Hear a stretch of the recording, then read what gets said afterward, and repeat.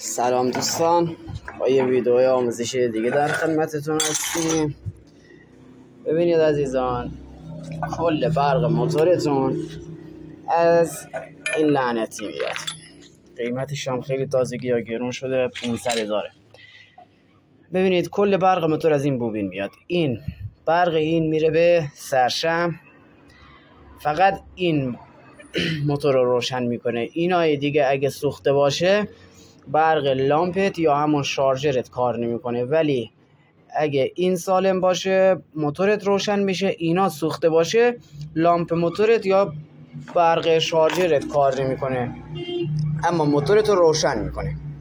حالا یه موقعی هست داری میری تو خیابون یا موتورت خاموش میشه، برقش قطع میشه به هر دلیلی، مثلا این میسوزه. این حالا شما باید چیکار کنی؟ موندی تو خیابون دیگه، باید اینو عوضش کنی.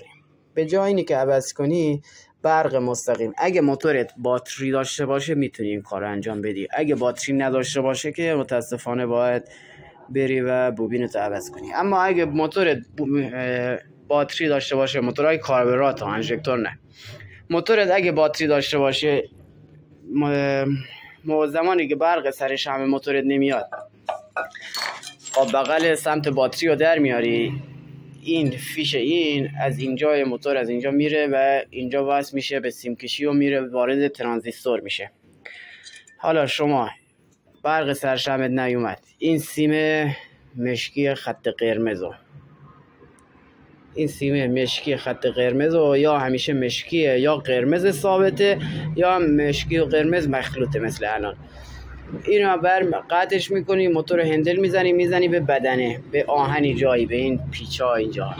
اگه برق داشت یعنی بوبینت سالمه، ترانزیستورت سوخته یا مشکل از جای دیگه است. اما اگه این سیم برق نداشت میتونی به برق مستقیم وصل کنی.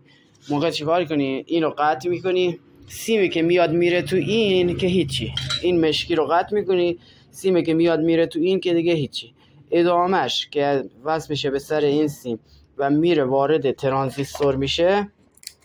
شما اون سیمو دقیقا این سیم ترانزیستوره، این سیم مشکیه، شما این سیمو باید بزنی به مثبت باتری، برق مستقیم بهش میدی. بوبینت اگه سوخت تو خیابون موندی، سیم مشکی خط قرمز بوبین رو قطع کن، یه تیکه سیم ببند بهش، وصل کن به مثبت باتری، موتورت روشنه، برق مستقیم وصل میشه تا زمانی که موتورت باتری داره موتورت روشن میشه بدون بوبین.